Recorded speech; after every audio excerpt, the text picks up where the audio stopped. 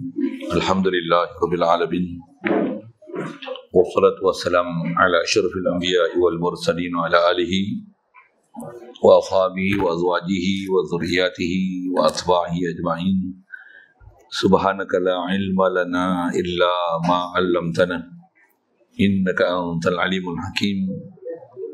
La hawla wa la quwwata illa billahil aliyyil azim. Rabbi shrah li sadri wa yassir li amri wahlul 'uqdatam min lisani yafqahu qawli. Allahumma iftah 'alaina bi futuhil 'arifin bik. Allahumma ja'alna min alladhina yastami'una al-qawla fayattabi'una ahsana. Allahumma 'allimna bima jahilna wa anfa'na bima 'allamtana wa zidna 'ilman nafi'an ya rabbal alamin. Rabbi a'udzu bika min hamazati syayatin wa a'udzu bika rabbi an yahdurun wa a'udzu nafsi billahi al-'aliyyil 'azim. Bismillah ma sha Allah. La yasuqul khaira illa Allah. Bismillah ma sha Allah. La yasrifu su'a illa Allah. Bismillah ma sha Allah. Ma kana min ni'matin fa min Allah. Bismillah ma sha Allah. La hawla wa la quwwata illa billah. Ba'du. Qala Syekh Musannif rahimahullah ta'ala wa nafana bihi wa bi'ulumihi fi darain. Kitab kita yang Arab ni muka surat 115, Al-Faslul Ashir katanya, bil istifadati wa iqtibasil adabi.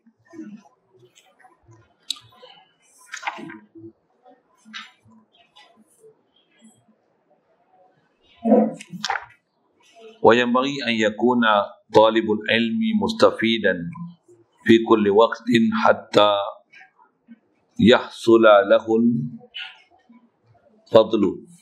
Yahsula untuk cari titik, hatta yahsula lahul fadlu. Wa tariqul istifadati an yakuna ma'hu fi kulli waqtin mihbaratun.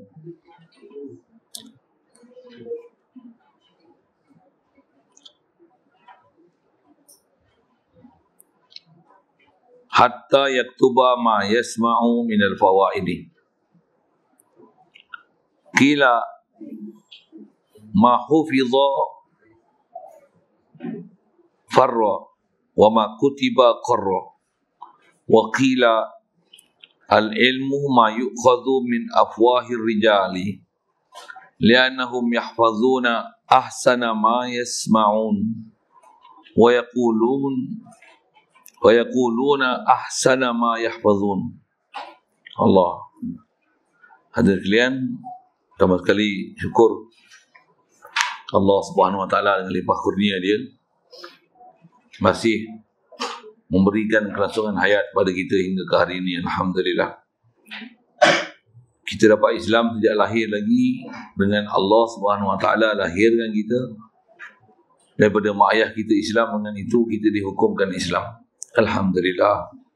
Islam kita dapat ni limpah kurnia Allah Ta'ala, kita dibesarkan dalam keluarga Islam, masyarakat Islam, persekitaran yang membantu kita untuk hidup cara Islam. Dengan itu diberi oleh Allah Ta'ala kepada kita kebolehan, keupayaan untuk taat, ikut perintah dia, tinggalkan larangan dia. Alhamdulillah.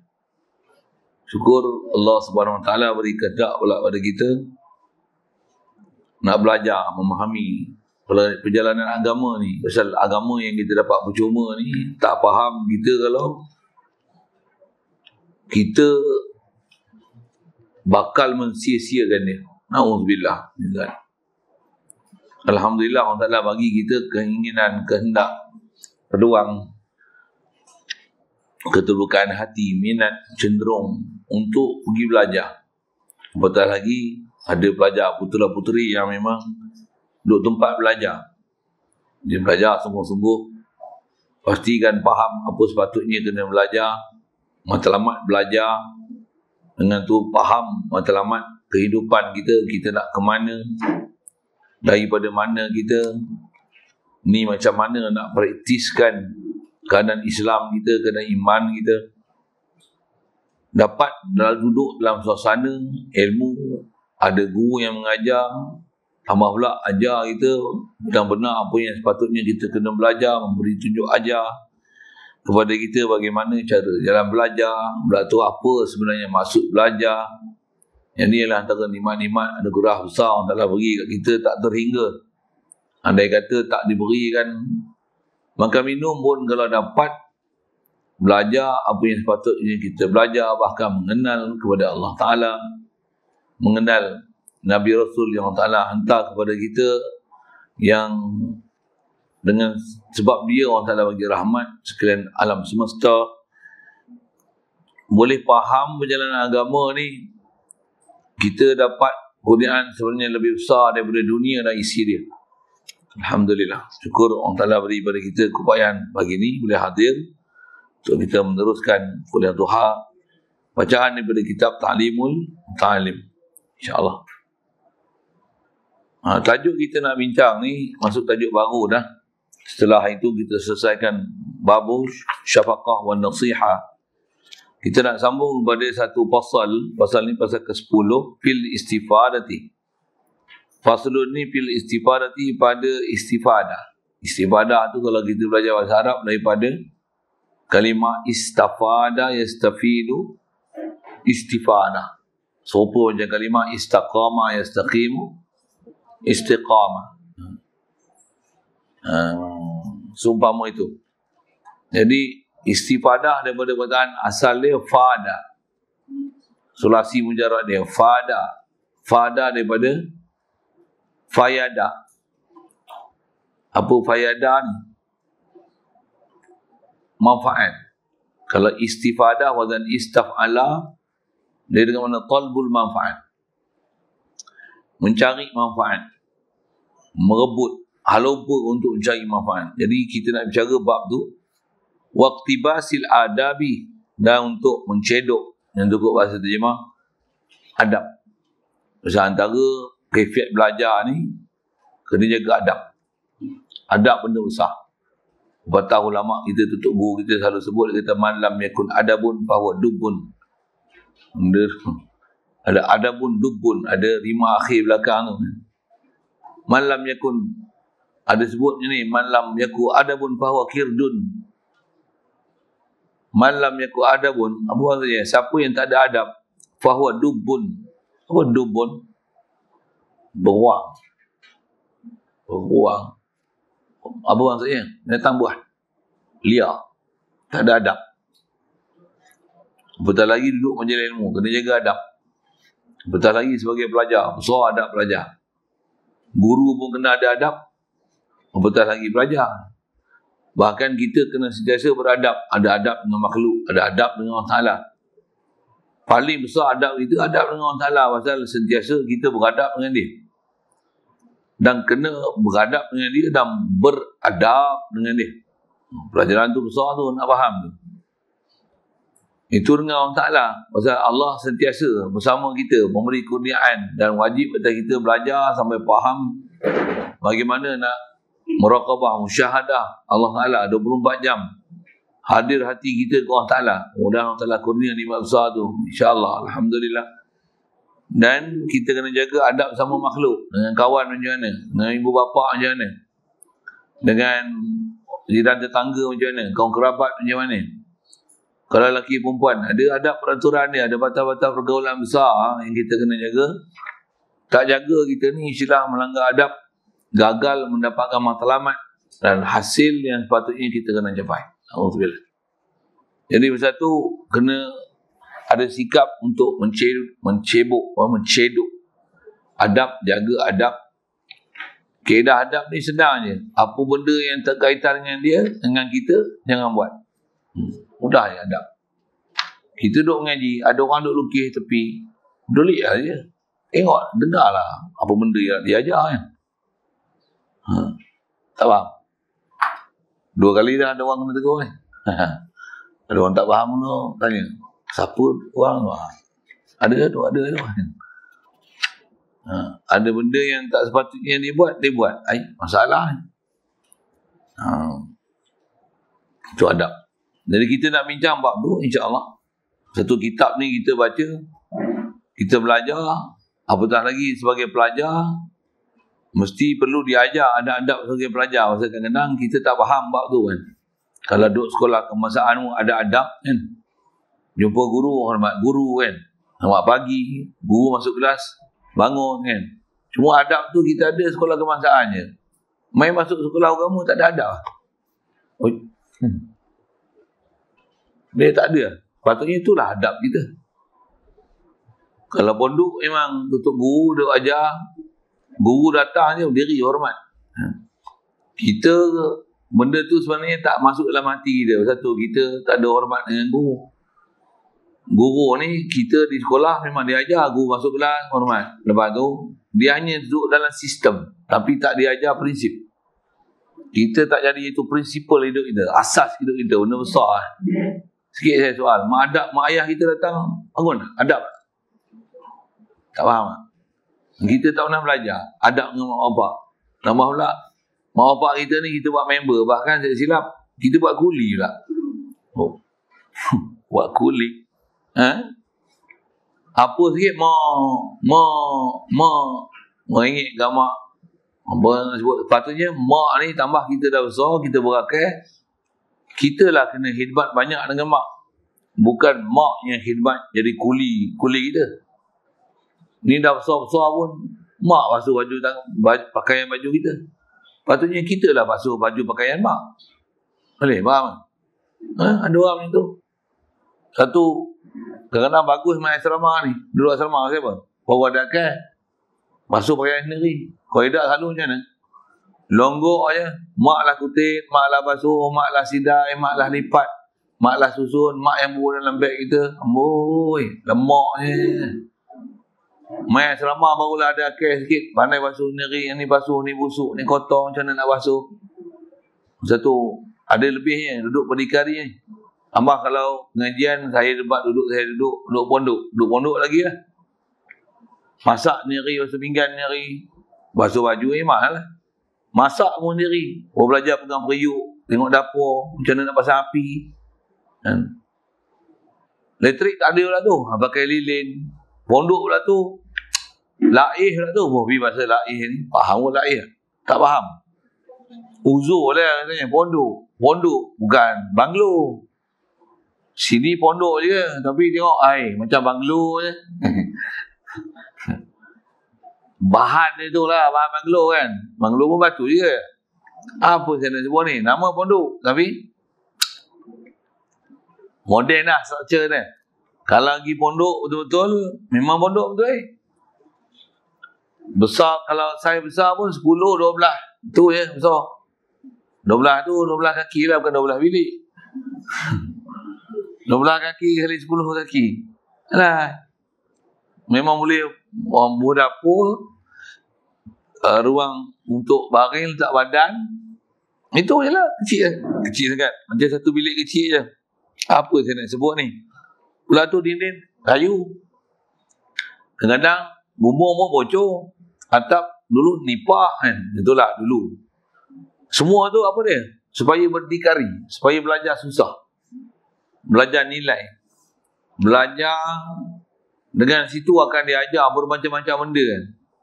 Okey? Saya sebut lagi panjang sangat ke sana kan. Cuma nak sebut itulah kena duduk tempat pengajian yang khasnya kalau duduk pondok ni memang untuk guru dia boleh buat kemudahan untuk memudahkan kita, tapi ada sistem yang masih dikekalkan cara lama supaya kita berakal. Nanti kan kalau kita duduk makan orang sedia, baju orang basuh, pakai pun bukan basuh dengan tangan, apa mesin basuh main tekan-tekan ni, ting siap angkat sidai. Zeka, lemak je, makan pun bunyi loceng, tring, makan, tring, alai. Jadi ayam daging ni, apa pun tak kerti. Ngaji lagi tidur je, tring, siapa? Kenyang. Sikit saya sebut itu. Satu, kena mengaji ni, kena belajar susah. Saya pernah pergi India, ada tempat-tempat mengaji yang memang susah. Bayar nak dengar. Pelajar ada 200 orang. Nasi lah. Hamba tahu. Dia makan nasi dengan apa? Kacang dal sekilo makan 200 orang.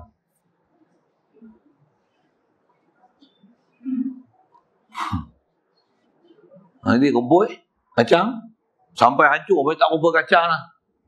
Bergaram, kunyit, bawang apa macam tu, semua masuk dalam tu, ada ubi kentang sikit. Itulah makanan dia.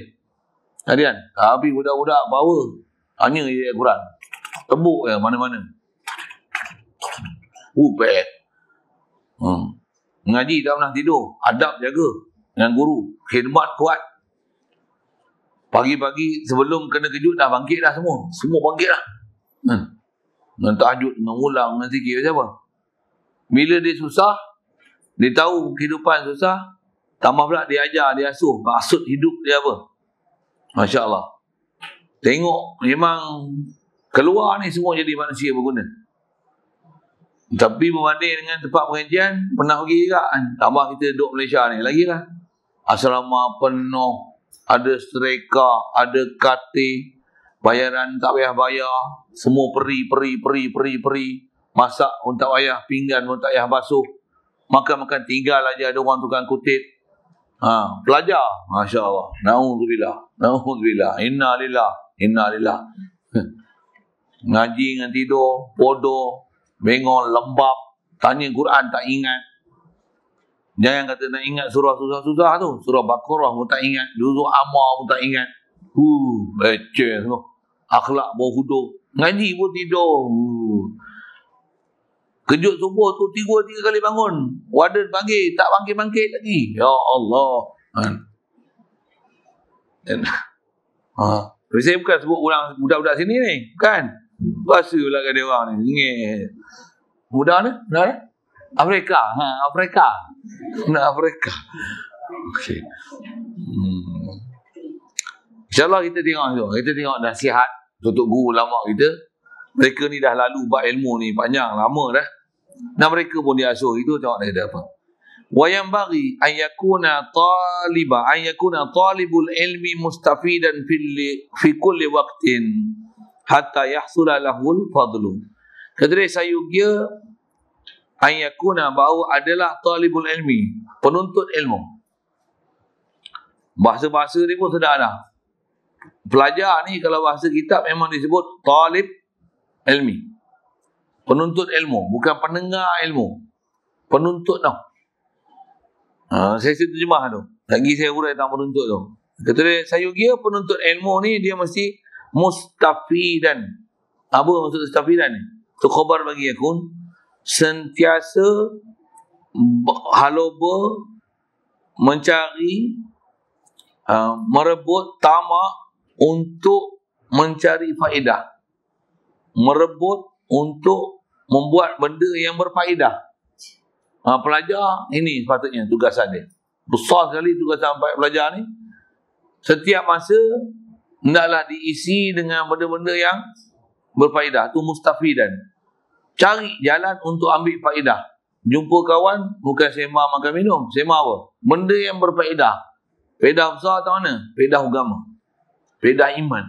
Faedah taqwa. Faedah ilmu. Faedah Quran. Faedah hadis. Faedah tauhid. Faedah tasawuf. Fiqah. Sembang je, tambah jumpa tutup guru alim ulama. Jumpa buat apa? Tanya masalah. Minta nasihat. Ada masalah kemuskilan, tanya. Tengok dia bagi huraian apa. Perhati apa dia sebut.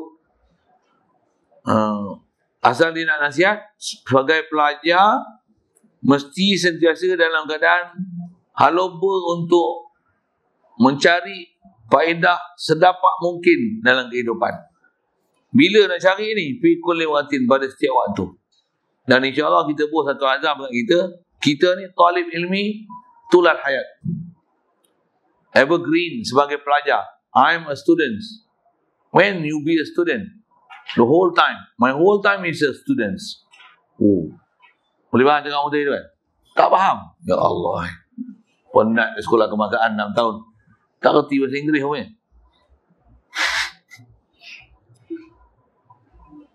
Setiap masa sebagai pelajar. Dan kita Rasulullah ajar prinsip kita. Talabul ilmi minal mahdi ilal lahdi. Untuk ilmu ni daripada buayan sampai apa maksudnya? Long life education. Punya yang putih lagi. Apa dia? Belajar ni sepanjang hayat. Rasulullah mengisyarat, kata dia, khairukum man 'allama al-Quran, man ta'allama al-Quran wa 'allama. Orang paling baik adalah di kalangan kamu siapa yang belajar Quran, dia ajar Quran. Sentiasa belajar, mengajar, belajar, mengajar, belajar, mengajar, belajar, mengajar. Saya ngaji tu guna bahasa kita mestilah berjual beli sentiasa. Jual beli, jual beli, jual beli. Apa jual? Mengajar, nasihat, tegur, amar ma'ruf, nahi mungkar.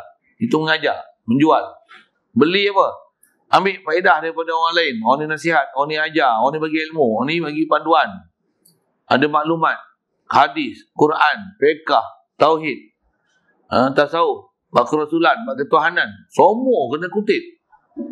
Dan inilah kerja besar sekali kita, supaya kita atas nama hidup sebagai orang beragama. Inilah orang beragama. Sentiasa mustafid, sentiasa mencari jalan untuk ambil faedah di atas prinsip. Kena faham maksud kita hidup apa. Sikit soal. Apa kita punya maksud hidup?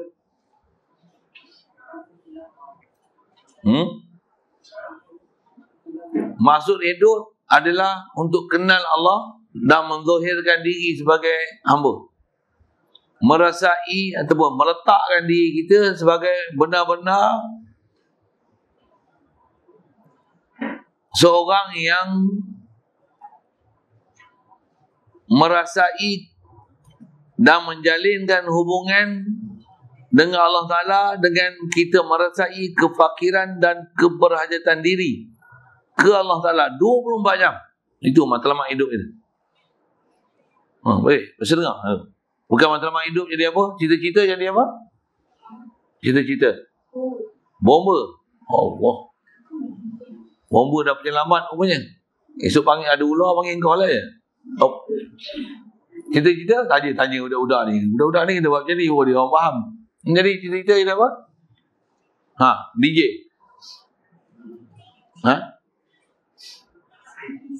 Saintis. Wow, ahli sains rupanya. Ahli sains tak boleh tidur begini, tak boleh sembang. Oh, bagus dia jadi saintis. Cita-cita? Lama tak ingat dia orang ni. Cita-cita? Baru nak cari. Ya Allah. Kan? Kan kena tu. Cita-cita jadi apa? Cikgu. Boleh lah kan cikgu. Sebenarnya semua orang, kita ni, besar sekali cita-cita kita apa? Menjadi hamba Allah Ta'ala. Quran bagi syarat apa? Wa ma khalaqtul jinna wal insa illa, macam tak biasa dengar je Quran tu. Illa liya'budun. Tak aku ciptakan jin dan manusia, kata Allah Ta'ala, melainkan jin manusia ni dia telah mensiapkan diri dia untuk menzahirkan kehambaan dan kefakiran diri kepada Allah Ta'ala. Liya'budun, supaya menzahirkan keabdian dan keberhajatan, dan bahasa lain meletakkan diri dia benar-benar sebagai hamba, sebagai makhluk Allah Ta'ala, mengiktiraf, mengenali, meyakini makhluk ialah makhluk, hamba ialah hamba, aku ni hamba, aku makhluk. Aku sangat berhajat pada Allah Ta'ala. Apa yang ada pada aku tiada lain melainkan semua limpah kurnia Allah Ta'ala. Ni matlamat hidup. Itu antara huraian ulama. Liya'budun. Liya'budun. Jadi kita nak belajar ni, nak ambil faedah itu lah. Antara jalan ni macam mana? Itu yang kena belajar. Baca Quran, hafal Quran, tauhid, fiqh, tasawuf, nahwu, soroh, balaghah, segala ilmu kena cari. Makan minum pun kena cari juga. Tapi itu bukan matlamat. Matlamat dia macam mana? Macam mana hidup ni dalam kita duduk seharian ni, kita bermatlamat ke akhirat. Yang kata Nabi SAW, ad-dunya mazra'atul akhirah. Dunia ni tempat bercucuk tanam balik ke akhirat. Cuma bila bercucuk tanam, apa benih yang nak ditanam? Kalau saya sebut guna bahasa benih apa? Benih kehambaan. Itu kena tanam. Benih kehambaan. Panjang tu huraiannya. Macam mana benih kehambaan ni? Benih supaya kenal siapa Allah Ta'ala, siapa kita. Dengan bahasa lain, siapa Allah Ta'ala, siapa makhluk. Makhluk letakkan tempat makhluk. Allah sebagai ilah, letakkan kedudukan dia sebagai ilah. 24 jam. Tak pernah bertukar kedudukan ni. Mungkin pelajaran memang besar di situ. Memang khas belajar tu tauhid. Cuma asal saya nak syarah itu pasal apa? Inilah antara makna mustafidan. Yang sebagai ulama untuk guru syarah ke kita, sebagai pelajar kita mesti haloba untuk mustafidan, untuk cari faedah ilmu, pengajian, pembelajaran yang boleh mencapai kita punya matlamat, objektif kehidupan kita, hala tuju kita punya hidup. Kalau nak jadi ahli bomba, dia ahli bomba, relax. Betul kan? Betul kan? Kalau nak jadi saintis, esok jadi ahli saintis, macam mana? Okey lah. Saintis bagi apa? Naik roket. Jadi astronaut. Itu? Bukan? Pakar bedah. Saintis apa? Boleh cari, buat vaksin coronavirus itu. Saja saya buat lawak bodoh itu kan. Macam-macam nama saintis. Itu tak ada apa-apa pun. Itu bukan matlamat sebenarnya. Saya silap. Yang tu sebab jadi sesat pula. Pasal apa?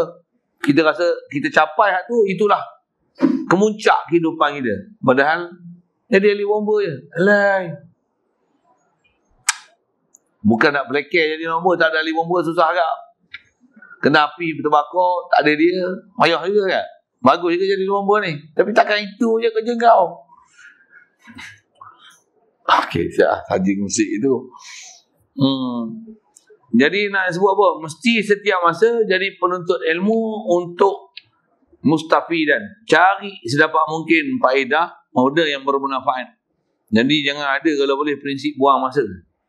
Pada setiap waktu hatta yahsula lahul fadlu, sehingga hasillah kepada lahu li talibil ilmi, hasil apa? Fadlu oleh limpah kurnia. Dia terjemah sini, kalau yang terjemah di belakang muka surat 40, kalau tengok di belakang tu, supaya hasillah kata dia kelebihan baginya. Kelebihan apa? Ilmu tu dapat. Orang tanya saja masalah ilmu, semua dia boleh jawab. Kalau tak boleh jawab, dia pergi tanya pula orang lain untuk dia boleh faham jawapan tu. Dia ingat betul-betul, faham betul-betul. Lain kali orang tanya, dia boleh jawab. Yang tu kot, dasar kita mengaji ni bubuh je jalan satu dulu. Mesti ada kaedah ataupun ada prinsip bagi cerdik, bagi celik dalam bab ilmu. Ilmu apa? Khasnya kita ngaji ni ilmu semua ilmu-ilmu syarak. Tajwid tanya je, makhraj huruf, sifat huruf. Kalau tanya kiraat siapa? Wui, tanya pula. Tambah memang ngaji bahagian tu. Tanya je. Abang ngaji kiraat? Ngaji? Kiraat apa abang belajar? Asim, riwayat Hafs. Semua belajar. Nafiq pun belajar. 7 belajar. Masya Allah. Bestnya. Saya test sikit boleh tak? Alamak. Kalau kena test berdebar ni macam tak belajar je. Awak. Saya test Nafiq satu. Nafiq ada berapa riwayat? Oi, kau ngaji ke tak ngaji tidur itulah jadi ahli bomba sangat. Nafiq ada berapa riwayat? 2. Betul? Siapa? Nyonggin orang tanya ni tunjuk gigi. Berapa riwayat Nafiq? Siapa? Jangan buat malu tau orang lelaki. Saya orang lelaki tau. Malu saya tau. Oi, orang perempuan jawab ni. Jangan buat malu. Orang lelaki ke perempuan? Sajat? Saja melawak dengan dia orang ni. Dia orang tak tidur. Siapa dia sebut tadi? Malu semua lah. Don't drop my water face, you know. Don't embarrass me. I'll shame with you. Oh lama. Tanya orang lain pula. Siapa? Agak kepala ya. Nampak? Badan dah belajar. Berapa tahun dah duduk Furqan? 2 bulan? 2 hari? Tak sampai? Setahun? Tak sampai setahun lagi. Baru lepas PKP ni baru duduk. Tambah pula baru duduk 2 hari. Tanya je. Semua dia dah jumpa dah. Belajar apa sebelum ni? Saya baru belajar lah. Semua ilmu ni ngaji, orang ngaji 3 tahun, 4 tahun ada Furqan, semua dia kutip. Semua dia jawab. Orang lain tak boleh jawab, dia jawab. Dia baru duduk 2 hari. Jangan buat main. Ini duduk 4 tahun macam duduk 4 minit. Saja musik tu. Yang ni tak jadi ni. Itu saya sebut gambar tak? Saya nak sebut hak lain pula. Ada umur dah 40 tahun, Quran tak boleh baca sampai sekarang. Oh, siapa tu tak tahu. Nasib baiklah kena. Itu yang 40 tahun. Ada 50, 60 tahun. Baru belajar apa? Baru belajar Iqra. Tu gigi lah saya.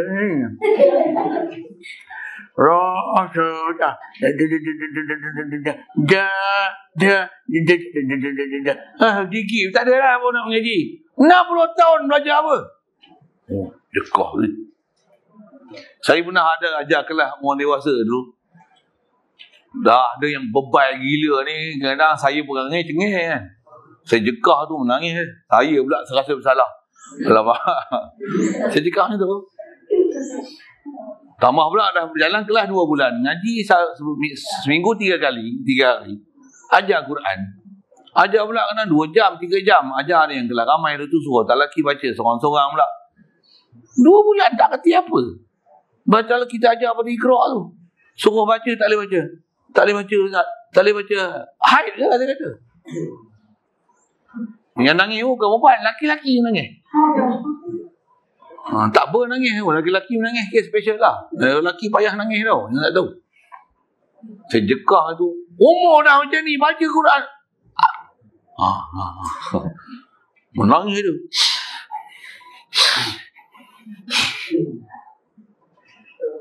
Saya rasa bersalah tak pergi menangis. Tapi sebenarnya saya suka kat dia menangis tu. Bagus. Memang bagi dia menangis tu. Tapi lepas dia menangis tu, Masya Allah. Improve. Kalah orang lain. Saya bertobat semua Ustaz. Menyesal lah saya. Tak pernah ada orang jekah semua hidup saya macam ni. Mujurlah Ustaz jekah saya. Baru hari ni saya celik Ustaz. Saya dah nak mati dah. Quran pun tak boleh baca lagi. Apa jadah saya ni? Dia yang kata, saya tak cakap. Allah. Tak habis lagi. Kolon. Saya buat kolon dah. Tak habis. 2 riwayat. Kolon dengan siapa? Waras. Hamzah. Siapa? Riwayat. Dia mesti dua lah kan. Mana ada lebih lah. 2 orang je riwayat. Hamzah siapa? Orang lelaki. Kau jangan malukan kami tau. Siapa? Khalaf dengan Khalat.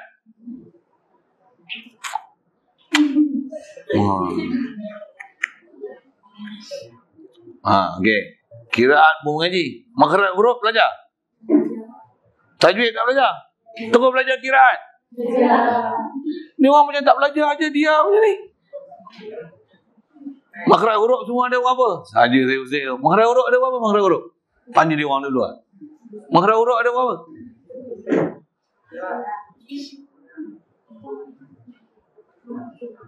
Kok susah kot saya tanya tu. 12 15 16 18 20 16 15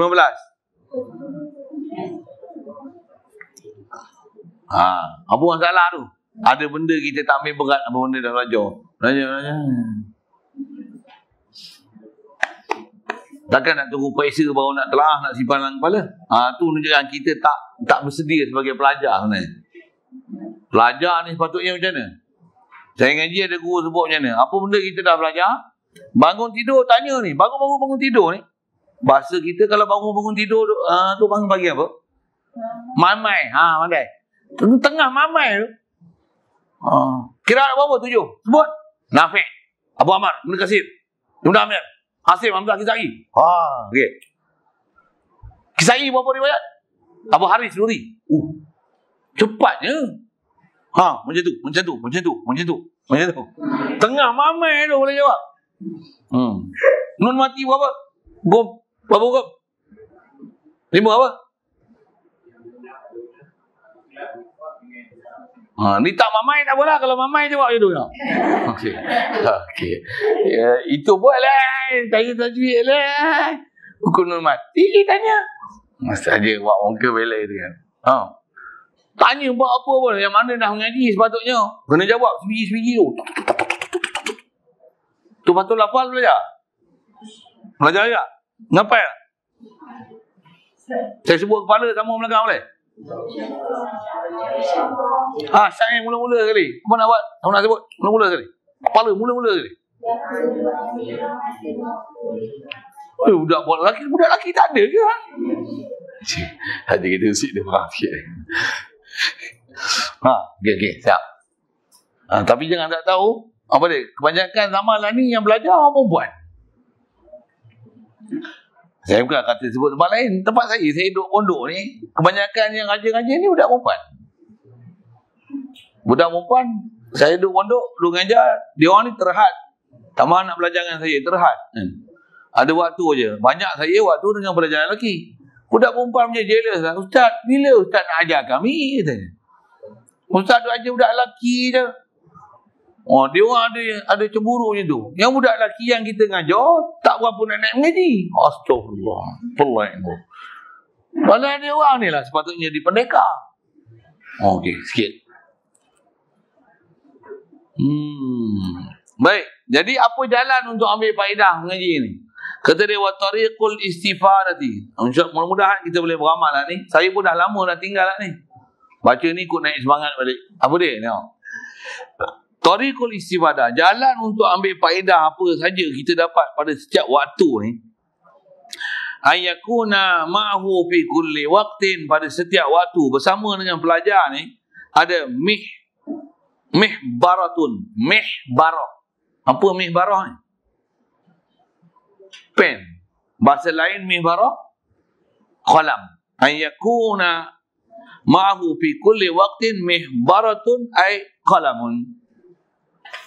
Setiap waktu pelajar kalau boleh mesti ada bersama dia pen. Buat apa pen? Senjata besar sebagai pelajar. Catat. Apa saja yang kita boleh ambil manfaat, catat. Yang ni main mengaji. Teks pun tak ada. Buku tulis pun tak ada. Pen pun tak ada. Goyang kaki. Malik.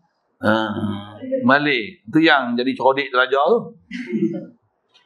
Pergi sekolah kebangsaan, tengok. Buku teks ada tak? Buku tulis ada. Alat tulis ada. Bekai duit pun ada. Air pun bawa lagi. Bawa duit pun ada kan? Betul kan? RMT pun dapat lagi. Makan lagi. Oi. Pergi sekolah kebangsaan macam tu. Main ngaji pondok macam mana? Kitab tak bawa.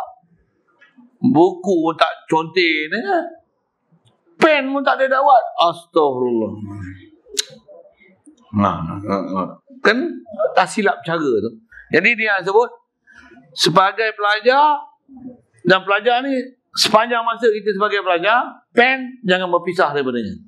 Tambahlah ni ada Samsung Note kan. Ada pen itu. Buah bila Samsung tu kan. Zaman handset tak tinggal, tapi pen tinggal. Saya ada pen kat Samsung. Tarik tip. Mahal pula nak beli, tak payah. Beli buku 555 tu 5 kupang. Pergi dekat kedai Speedmart ke apa, 10 RM1 2 kupang. Lagi 12 sen yang satu. Beli tu, buah tu dalam poket. Pen, faham pen apa? Kena ada kertas lah untuk tulis kan. Bagi ada satu buku nota kecil untuk catat. Saya memang dulu biasa mengaji, memang itulah kerja saya. Tak pernah tinggal. Saya hamba tanya Ustaz Zaini. Kami dulu di Syariah satu sekolah. Saya atas lah pada dia kan. Saya dah tua. Atas lah pada dia. Tanya dia macam mana saya belajar. Tanya juga macam mana dia belajar. Apa saya nak sebut? Tadilah pasal saya pun boleh belajar, boleh beramal itu pasal baca kitab ni lah antaranya. Antara saya ngaji dulu. Apa dia? Jangan langsung berpisah dengan pen. Saya tak pernah berpisah dengan pen. Pen, buku nota. Masih ada. Saya mula-mula belajar bahasa Arab. Belajar pondok.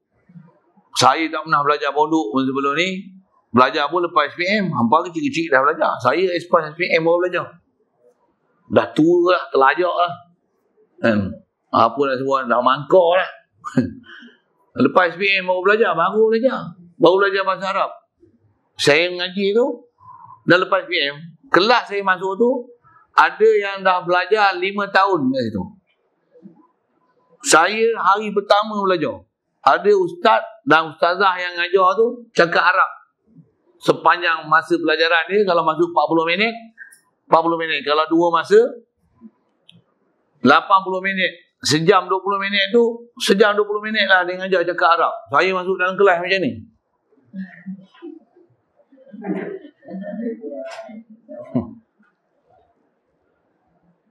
Bila ditanya, tengok, oh ni jawab, oh ni jawab, oh ni jawab, ni jawab. Saya melengur ni.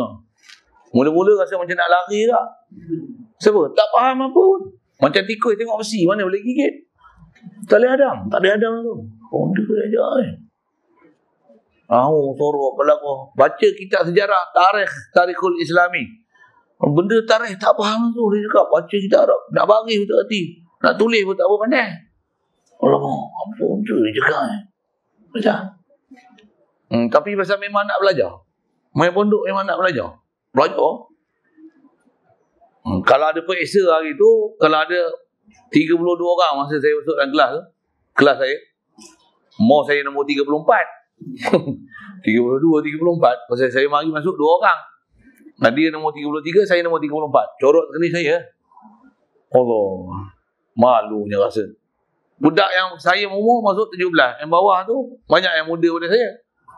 Masuk kelas yang saya lagi, kami berdua paling tua. 2 orang ni, yang lain semua muda-muda. Tercabar saya tau. Saya tercabar tau. Tercabar apa? Dalam kelas semua orang boleh jawab. Kami berdua tak boleh jawab. Rasa bodoh nak mampus lah. Yang tu yang daripada tu saya belajar. Satu. Nak pastikan kaedah. Ustaz tanya, pasti akan aku boleh jawab macam mana dia mau boleh jawab. Kalau tak boleh jawab, mesti kawan-kawan yang ada sekeliling ni, yang ni tempat saya ambil faedah. Tadi belajar apa? Kenapa dia tanya itu, kau jawab macam tu? Kenapa dia tanya macam tu, jawab macam tu? Belajar apa ni? Ni belajar apa ni? Ni belajar apa ni? Dia ditanya apa ni? Dia tanya apa ni? Tanya satu, sari. Boleh fight lah, sampai boleh lawan lah dengan dia orang. 3 bulan je pening. Lepas masuk bulan 3, masuk bulan keempat, tak ada apa, boleh kelayan dengan dia orang. Ustaz tanya, dia orang tak jawab, saya jawab. Ustaz tanya, dia orang jawab, saya jawab. 3 bulan je. Boleh kelayan. Buku tak pernah tinggal ni. Ketik tulis. Setiap kali mengharap saya mengaji hari itu, payah nak bagi daripada pukul 8. Pukul 8 mula boleh tau. 7.30. Pukul 8 dulu. Saya memang saya. Pukul 8 sampai 12.30. Arab semua kitab. Apa pelajaran Arab hari itu saya pastikan saya tulis dalam buku nota saya. Kecil pun. Buku 555 tu lah. Saiz yang lebih kurang itu pun boleh masuk dalam poket ni. Tulis semua kalimah tu. Mula-mula ngapal tu. Kat 80 kalimah satu hari. Pening kepala. Berserabut ni. Nak benda lain tak boleh buat. Tu lah. Macam ni. Tulis. Ingat. Kena ingat satu-satu kalimah. Tu nak telah tak boleh. Nak baca kitab tak pandai lagi. Kitab semua tak ada baris. Semua kitab Arab. Quran lah. Ya je Quran. Quran. Baca. Tulis. Apa. Prinsip pun pasal ada kelas yang saya duduk belang ngaji tu. Yang ngajar pun perempuan. Ustazah. Ustazah pun meninggal dah. Nama Ustazah Sofiyah nama dia. Allahumma salli alaihi wasallam. Meninggal dah. Meninggal lama dah pun. Apa saya nak sebut dah. Dia kalau mengajar 3 kelas tu. Suara dia boleh lepas. Qala Syekhu Musannif rahimahullahu ta'ala. Dia punya suara tu. Wa yanbaghi an yakuna talibul ilmi mustafidan. Tak pakai mic tu. 3 kelas tu. Boleh dengar kelas suara dia. Antara yang dia baca kitab ni. Taklim. Jangan berpisahlah dengan pen. Sejak tu saya tak tinggal pen lah. Masa duduk ngaji dulu lah. Ni ikut pasal ngajuh kot. Dah tinggal pen. Dia suruh pen faham tu juga. Kena bawa buku untuk catat lah. Kalau nak tulis kat tangan. Nyoh tulis. Boleh juga. Tapi kena pula pen tu lagi ada masalah. Dia jadi benda yang menghalang air untuk wuduk. Air sampai ke kulit.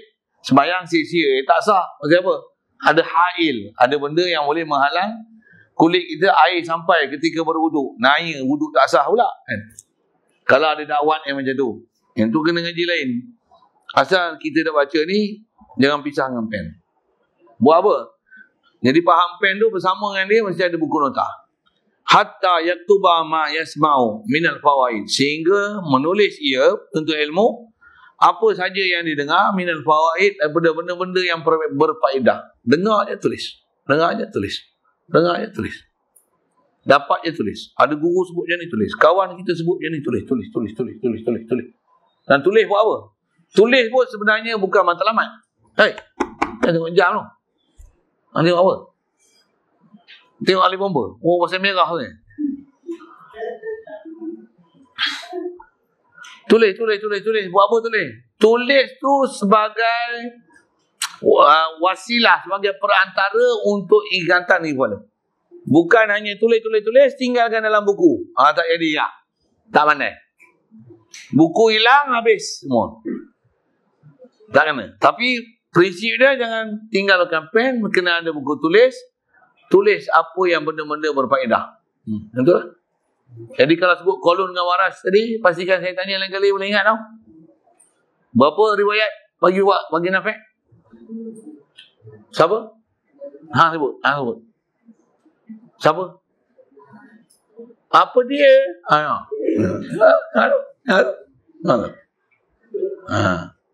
Padahal duk belajar. Okay.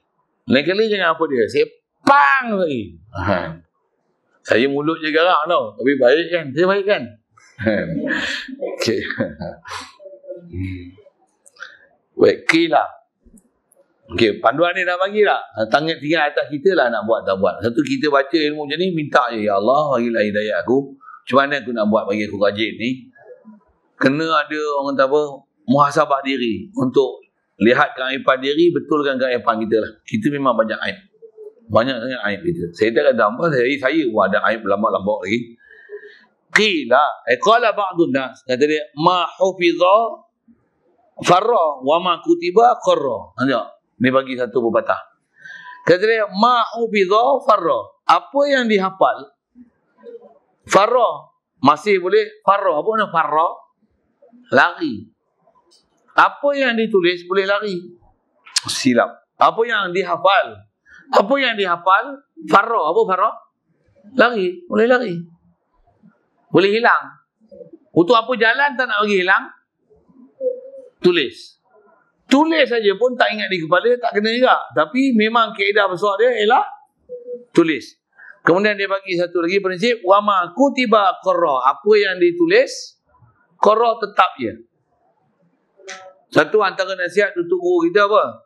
Bila ada pen, ada buku nota. Tu pen pun tak ada nak tu. Tak kena budak ni.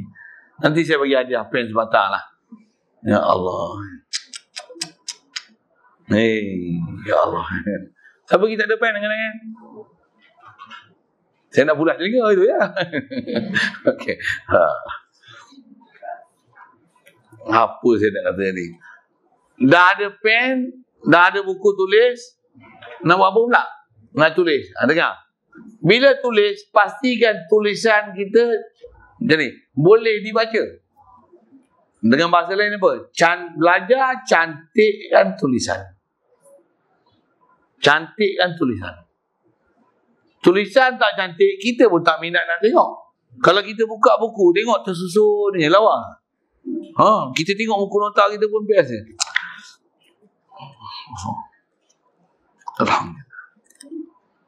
Yang ni tengok macam ni. Conteng sana, conteng sini. Pasal apa? Tidur.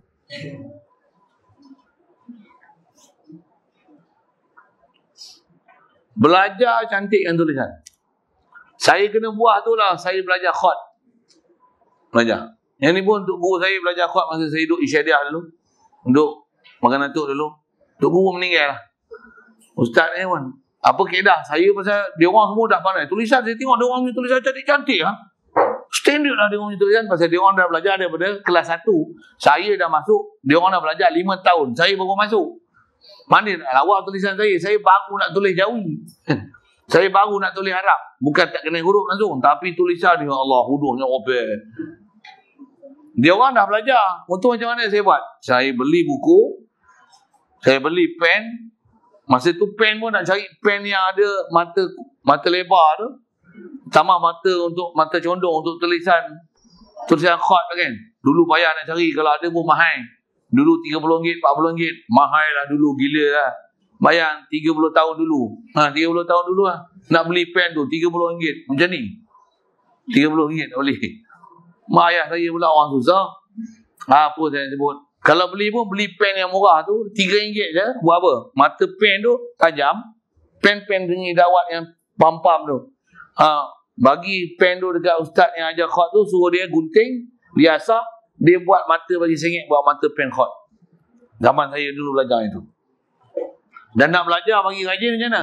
Belajar ambil buluh, raut, buat tajam, ambil pen, belajar tulis dengan menggunakan buluh. Celup, tulis.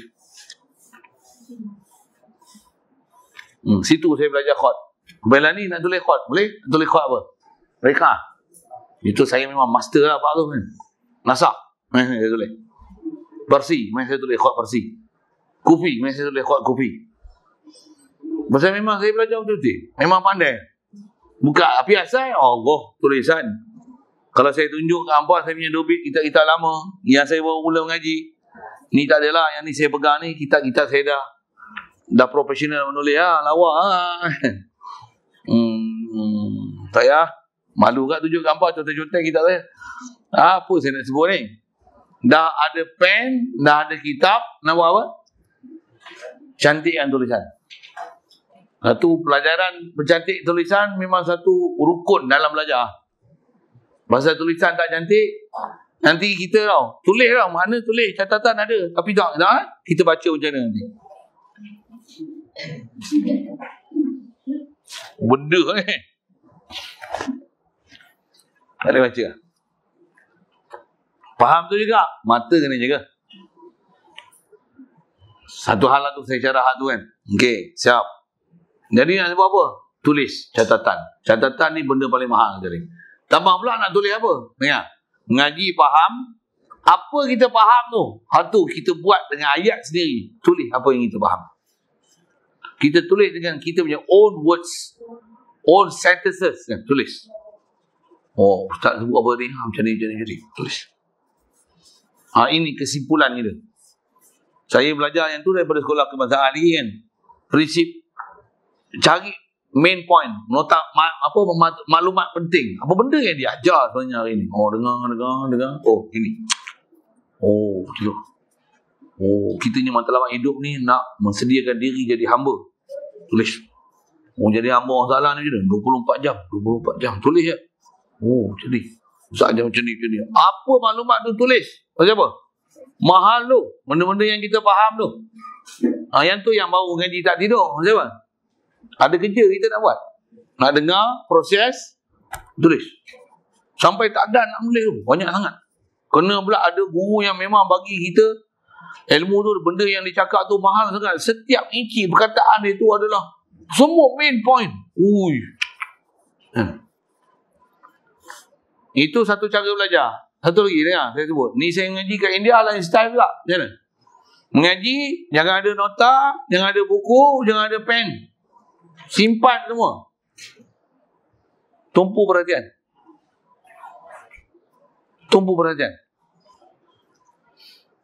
Dengar dia cakap.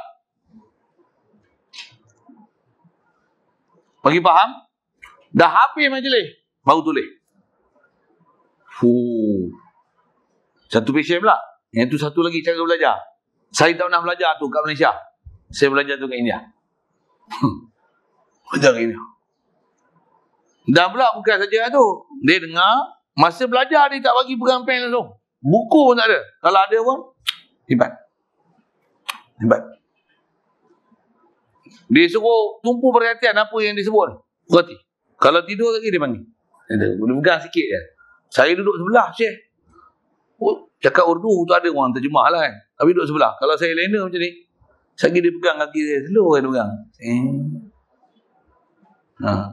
Saya kena satu sekali je, cukup. Wow. Saya tak tidur lah. Ya ni tepuk meja lena lagi. Ya Allah. Apa saya nak sebut ni kan. Cara belajar lain, tak sama. Lagi saya nak sebut tahu mana. Dah lah, dia tak bagi tulis. Dengar. Lepas tu, nak tulis pun selepas majlis. Habis. Dan lepas majlis pula, muzakarah pula. Muzakarah apa? Tadi belajar apa? Kalau kata guru tu disebut sejam tadi dia cerita apa? Sebut balik apa yang telah dia sebut.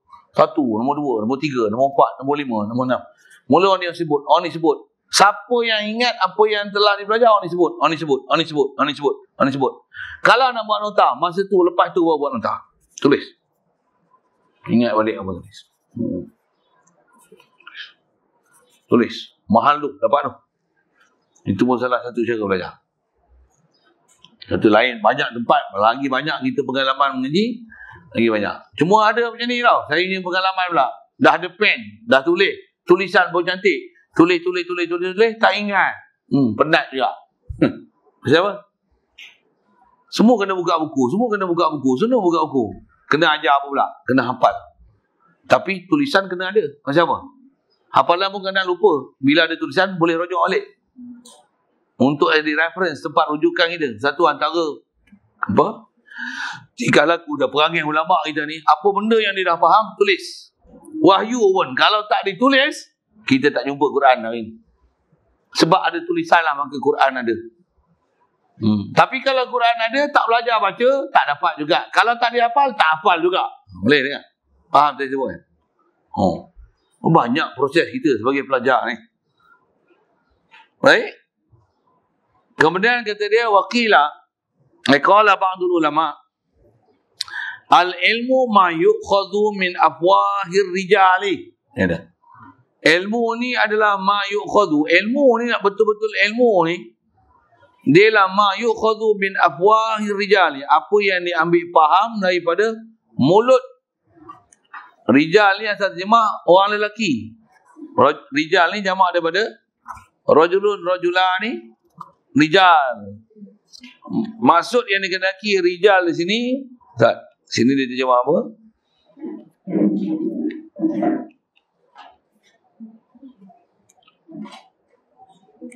Orang-orang yang hebat. Okey. Maksud rijal ni dia terjemah, saya pakai apa terjemah yang ada sinilah kan. Ambil daripada mulut orang-orang yang hebat. Keliling kita, kalau kita belajar, tambah kita sebagai pelajar, orang yang hebat guru kita lah. Tengok apa dia sebut. Baik dia ajar ilmu agama ke, ilmu Arab ke, ilmu akademik ke, dengar daripada apa ajaran daripada mulut guru tu. Itu mahal sekali. Pasal apa? Pasal mestilah apa yang dia cakap, apa yang dah ada sebati dalam diri dia. Kalau apa dalam buku, kita salin balik, yang tu dalam buku. Apatah lagi kita jumpa orang yang hebat-hebat, tengok perkataan yang keluar pada mulut dia, syarahan dia, huraian dia, mestilah apa yang ada pada huraian dia dan percakapan dia, dia pula orang hebat, tentu perkataan yang dia keluar ni semua hebat-hebat. Jadi jangan tinggal perkataan yang dia. Kita cari dalam kitab pun kadang tak jumpa. Tulis. Ui, sedap dia cakap ni. Tulis. Jadi ilmu ni ambil daripada mulut guru. Itu paling best sekali. Satu mengaji kena ambil perhatian apa yang guru ajar. Baca kitab boleh baca. Terjemah pun ada boleh baca. Tapi huraian dia kalau kita tak dengar, kita tak boleh dapat apa. Boleh baca je. Tapi kita belum tentu boleh faham apa yang kita baca dalam kitab. Bantuan untuk faham baca dalam kitab ni, untuk faham ada dengar pada mulut guru. Satu saya punya prinsip kalau saya mengajar, banyak saya mengajar ni saya sebut apa? Saya ingat saya pernah guru ajar macam ni. Guru ajar macam ni. Ada sebagian guru saya ajar macam ni. Pasal saya dulu diajar belajar macam tu. Belajar apa? Dengar mulut guru. Apa dia cakap tu, yang tulis-tulis, yang catat-catat, yang ingat-ingat, boleh kita dengar fresh lagi. Seolah-olah masih dengar lagi. Dia pernah cakap macam ni. Dia pernah cerita macam ni. Dia pernah hurai macam ni. Dia pernah tafsir macam ni. Dia pernah syarah macam ni. Dia pernah marah kita macam ni. Ingat sebiji-sebiji tu. Dia pun orang hebat. Dengar apa yang ambil pada mulut dia tu adalah satu kehebatan. Ada orang tak pernah sebut nama guru. Tak pernah guru pun untuk pergi baca buku kat perpustakaan. Bukan keedah kita macam tu. Tentu Rasulullah jadi hebat ke siapa? Dia belajar daripada siapa? Guru ni. Dan dia tak pernah catat. Rasulullah dia yang tu pasal satu mukjizat dia. Dia tak perlu catat. Dia tak perlu catatan pun untuk dia ingat. Tapi dia perintahkan ada juru catat dia, ada juru tulis di kalangan sahabat yang jadi penulis wahyu Nabi SAW. Untuk setiap ayat Quran yang datang akan diperintahkan ada sahabat-sahabat yang jadi juru tulis dia. Baik. Jadi ilmu yang sebenar adalah ambil daripada mulut orang yang hebat-hebat. Satu kita jumpa orang hebat, pergi duduk dalam majlis, pastikan pen, buku untuk catat apa benda dia sebut. Bayang tengok kalau disebut sejam, apa benda dia sebut. Kalau kita tak ada pen, tak ada buku, apa jadi? Itu lah, buat huruf kha lah. Buat huruf kha. Tahu huruf kha? Tak tahu? Huruf kha macam ni lah, nak dengar huruf kha.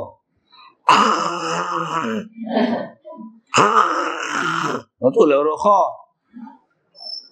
Boleh kan? Mana boleh? Tak kena mengaji tu. Yang tu yang tak cerdik tu. Tu yang tanya rawi bagi Nafi' pun tak ingat.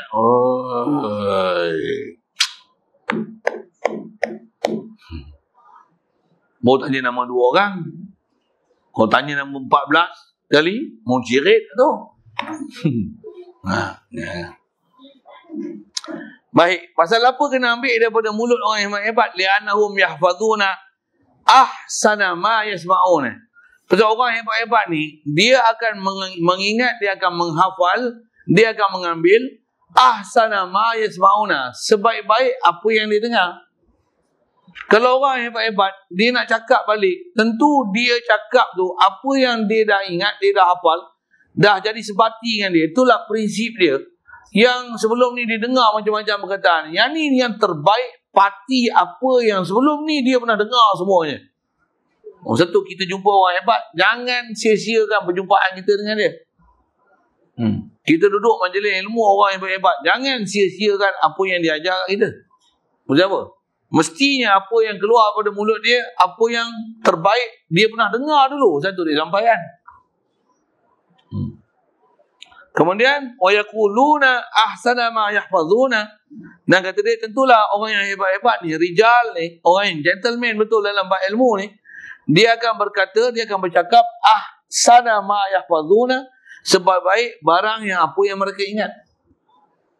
Kalau orang minta saya bagi nasihat, saya akan bagi nasihat. Kalau dengan kata-kata ke apa, satu hal. Kalau mengajar, saya akan ajar apa yang saya dah baca, saya bagi nasihat, saya bagi huraian. Apa sebaik-baik benda yang saya boleh mengajar, yang saya pernah dengar dulu dalam pengajian, apa dia. Memang prinsipnya tu.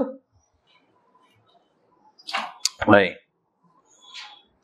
Kemudian kata dia, sami'tu syaikhal al-imam al-ajalla al-adiba al-ustaza ruknal islami al-ma'rufa bil-adibil mukhtari rahimahullah ta'ala yaqulu qala Hilal ibn Yasar radhiyallahu anhu ra'aitu an-nabiyya sallallahu alaihi wasallam yaqulu li ashabihi syai'an min al-ilmi wal hikmah faqultu ya Rasulullah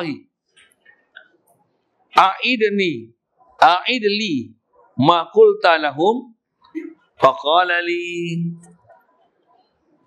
hal ma'aka mihbaratun faqultu ma ma'i mihbaratun faqala an-nabiy sallallahu alaihi wasallam ya Hilal la tufariqil mihbarata fa innal khaira fiha wa fi ahliha ila yaumil qiyamah.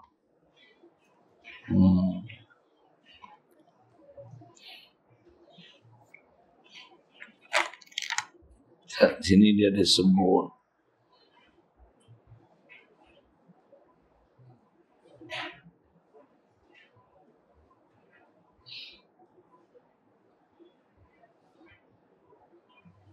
apa? Kita baca je terjemah dia ni. Dia kata apa? Aku pernah dengar seorang syekh, seorang guru yang digelar sebagai imam. Dia seorang imam yang ajal, yang sangat agung, sangat hebat. Al-adib, yang dia ni sangat berakhlak dan beradab. Gelaran dia ustaz. Dia ni digelar sebagai ruknul Islam. Dan dia ni ma'ruf bil-adibil mukhtar. Dia dikenali dengan gelaran Adibil Mukhtar. Yang ni pun nak sebut ulama-ulama ni saya tak kenal, saya tukang baca je. rahimahullah taala yaqulu, dia pernah kata macam ni. Qala, dia kata, berkatalah Hilal bin Yasar radhiyallahu anhu. Ada seorang sahabat bernama Hilal bin Yasar radhiyallahu taala anhu. Dia pernah kata, ra'aitun Nabi, aku pernah lihat Nabi sallallahu alaihi wasallam yaqulu, pernah sabda li ashabi, kepada sahabat dia sesuatu. Minal ilmi wal hikmah, daripada ilmu dan hikmah, kata-kata hikmah. Rasulullah pernah sebut. Kemudian fakultu, jadi dia yang dengar ni ada benda yang dia tertinggal lah. Lepas tu dia kata, ya Rasulullah, wahai Rasulullah, a'idli ma qulta lahum. Kata, ya Rasulullah, kau ulang kepada aku apa yang telah kau katakan pada mereka. Jadi Hilal bin Yasar ni kata apa? Bahasa Inggerisnya apa? Ya Rasulullah, oh our Prophet Muhammad sallallahu alaihi wasallam, please repeat what you said to them. Yang tu kot bahasa orang putih, dia bodoh-bodoh gitu lah sebut kan. Tolong ulang boleh tak? Repeat please. Aidli ma qulta lahum faqala li. Kemudian berkata Rasulullah kepada aku, hal ma'aka mihbara? Ada pen tak? Faqultu, aku kata, Hilal bin Yasar kata, ma ma'i mihbaratun. Tiada bersama aku pen. Tak ada pen ni Rasulullah. Alat menulis tak ada. Faqala Nabi sallallahu alaihi wasallam, kata Rasulullah, ya Hilalu, wahai Hilal, la tufariqil mihbarata. Janganlah kamu berpisah dengan pen. Fa innal khaira fiha, kerana maksudnya kebaikan fiha fi mihbarah. Kebaikan ada pada pen. Wa fi ahliha, dan pada orang yang mempunyai pen dapat kebaikan ni ila yaumil qiyamah. Cuma yang saya tengok tadi tu pasal dia sebut ni hadis, ada sebagian ulama kata macam lah, tapi saya nak sebut, kalau kata bukan hadis sekalipun, kaedah dia mafhum daripada ambil isi.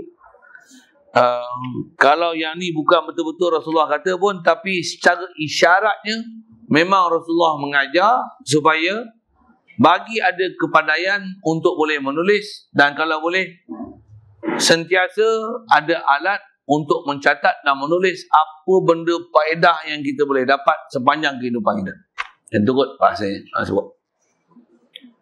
Saya ngaji pasal Tok Guru ajar prinsip kita ni, kalau jumpa ada benda yang bukan hadis ke apa kan, tambah nak nisbah pada Nabi SAW, di atas isyarat kena belajar sampai boleh menulis, ada keupayaan mencatat, dan ada manfaat besar dengan kebolehan menulis dan mencatat ni. Memang itu adalah benda yang boleh dipaham dalam kehidupan Nabi SAW. Rasulullah walaupun dia tak menulis, dia ummi, dia tak ada keupayaan membaca, tapi bila dia dapat wahyu, ada tak dia lantik ada orang jadi juru tulis? Ada tak? Ada tak Rasulullah menganjurkan supaya belajar menulis? Ada. Antaranya dalam masa perang Badar. Antara tawanan perang Badar ni, Rasulullah tanya, siapa dari kalangan kamu yang pandai menulis? Siapa boleh ajar setiap pertawanan perang, boleh mengajar pada 10 orang Islam kebolehan menulis, aku merdekakan dia. Aku lepaskan dia daripada tawanan. Nak menunjukkan apa? Memang Rasulullah beri galakan supaya keluar diri daripada jadi ummi, bahkan bagi ada kepandaian menulis. Jadi secara isyaratnya memang Rasulullah ajar. Itu yang sampai satu tahap tak ada generasi sama ada sahabat atau selepas itu tabi'in yang ada orang jahil dalam keadaan menulis. Pasal apa? Galakan untuk belajar dan mempelajari kebolehan menulis dan mencatat ni memang ada secara isyaratnya daripada Nabi SAW, bahkan ada isyarat daripada Quran untuk belajar kebolehan menulis dan membaca. Sikitlah kalau sebut dari sudut itu kan. Baik, jadi kalau ambil faham daripada itu, suruhan untuk belajar menulis, sentiasa ada buku, baikkan tulisan, cantikkan tulisan. Yang tu ialah benda yang lazim daripada ada isyarat Rasulullah kat kita supaya cari kecerdikan dan kepandaian untuk boleh mengumpul maklumat dengan kaifiat ini. Siap? Okey, lalu. Wa awsa sadru syahidu Hisamuddin rahimahullah ta'ala ibnahu Syamsuddin an yahfadha kulla yawmin syai'an minal ilmi wal hikmah fa innahu yasiru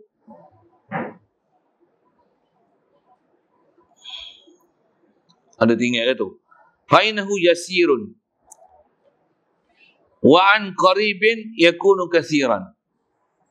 Macam mana tinggalnya? Fa innahu yasirun.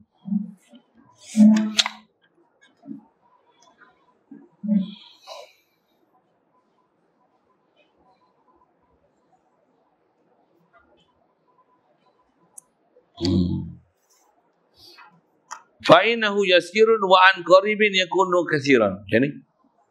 Kata dia, wa awsa sadru syahid, telah mewasiat oleh sadru syahid, nama dia Hisamuddin rahimahullah ta'ala. Dia pernah mewasiatkan pada anak dia, nama anak dia Syamsuddin. Ini nasihat dia.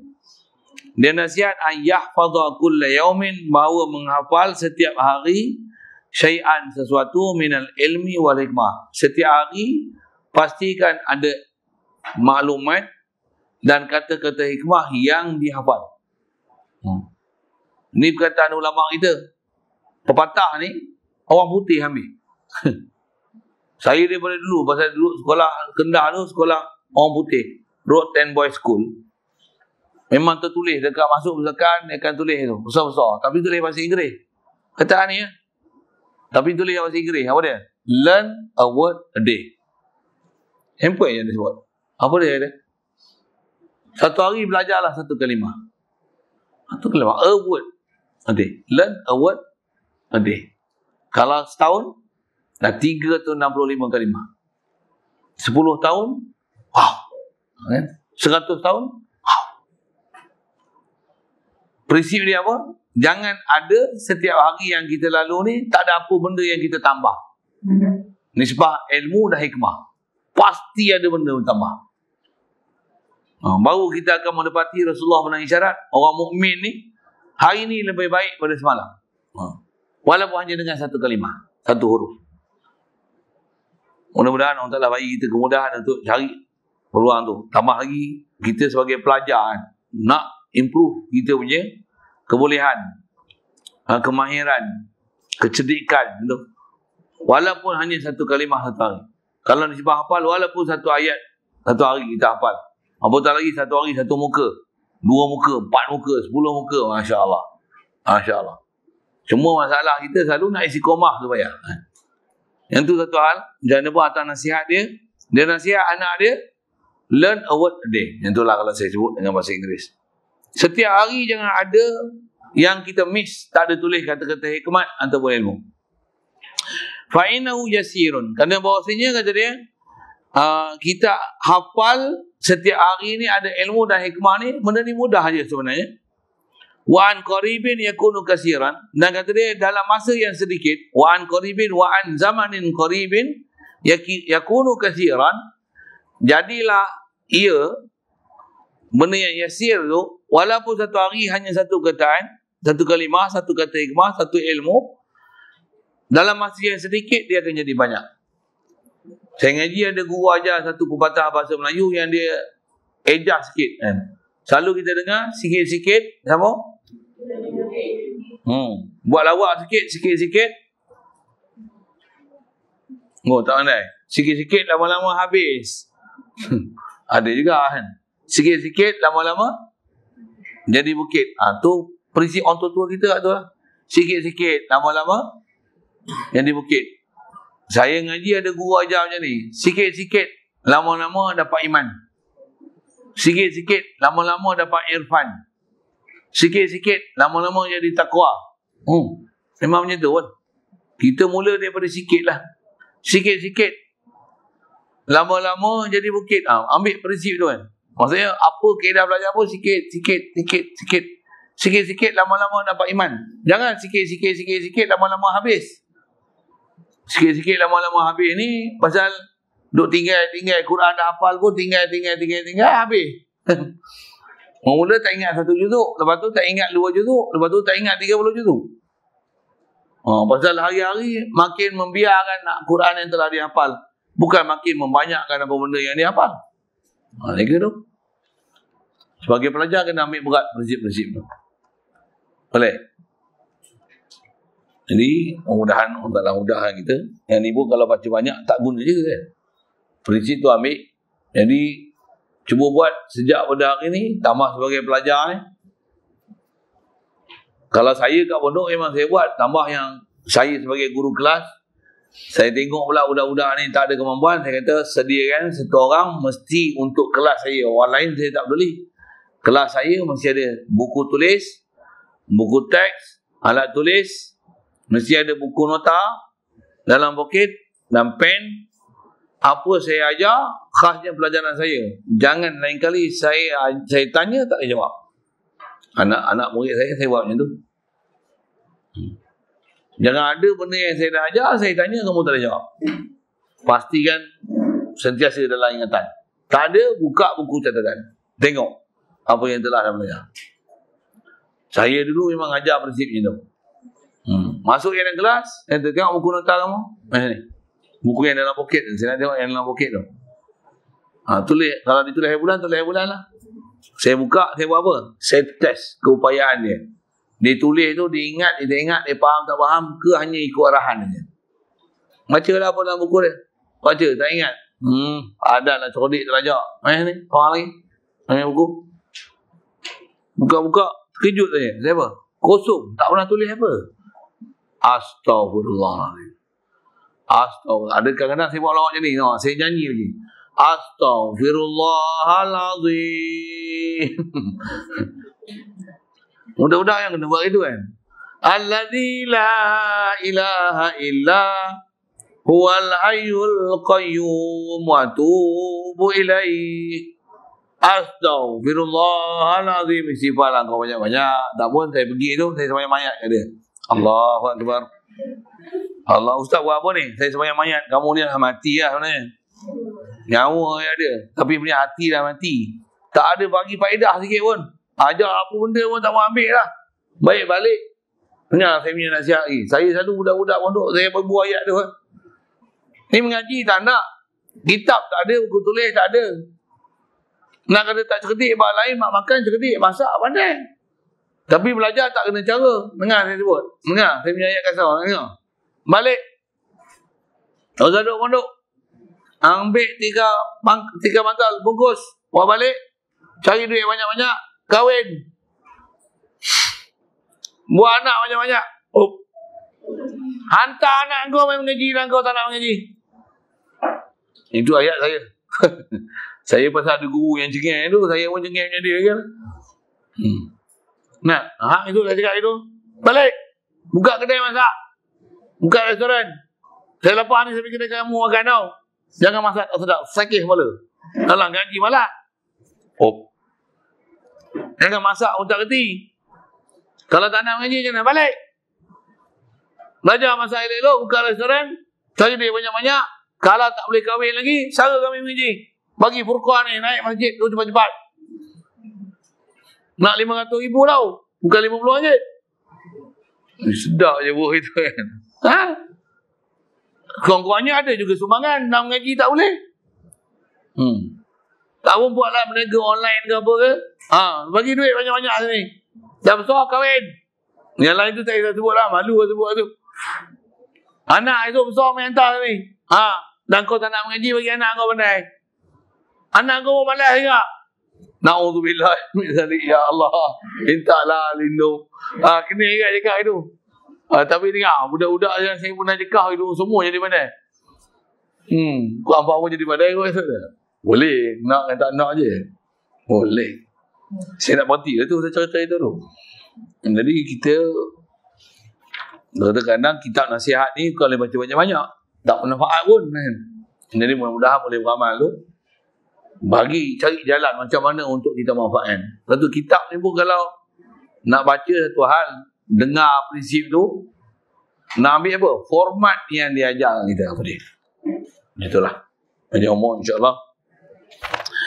Kita sambung, dia kata washtara Isam ibn Yusuf rahimahullah taala qalaman bidinarin liyaktuba ma sami'ahu fil hal.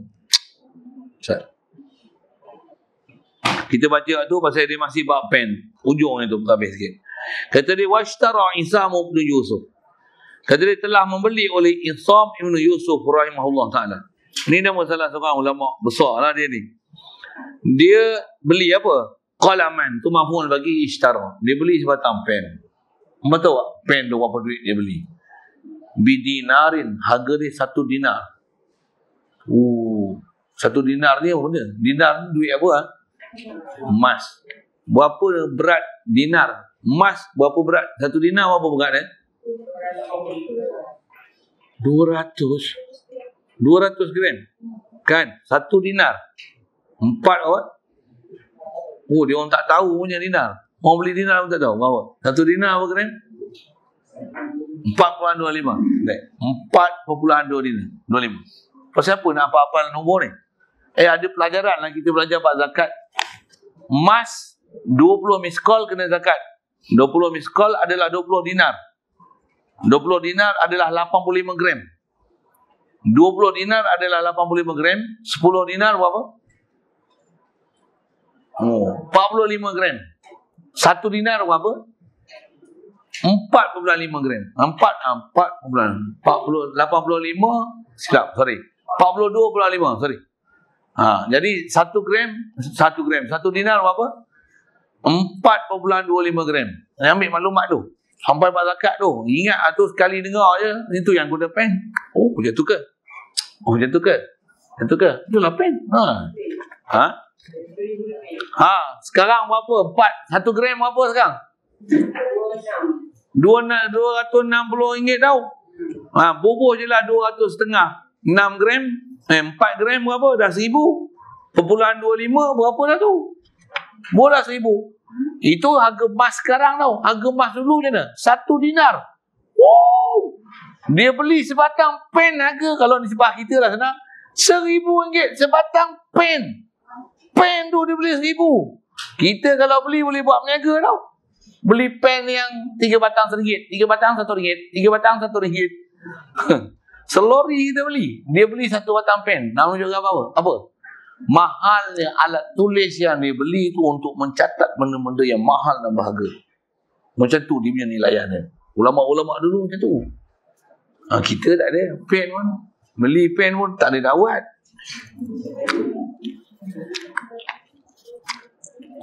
Nak bagi ada dakwah. Katok. Bagilah standard sikit. Munasabah lah kalau kitab ni lagi besar sangat. Beli pen marker yang tulis 2 kalimah penuh dalam buku. Jangan bagi munasabah lah dengan saiz, dengan nak catat, dengan nak ada obit tu. Tapi cari yang berkualiti. Dengar, biar murah tak apa, tapi kualiti. Jangan mahal, tapi kita tak perlu ada dakwat. Buat apa? Buah pen ni paker yang tulis tak ada dakwat. Celaka je boleh. Beli paker. Contoh. Nak cerita apa? Beli pen. Jadi jangan tak ada pen.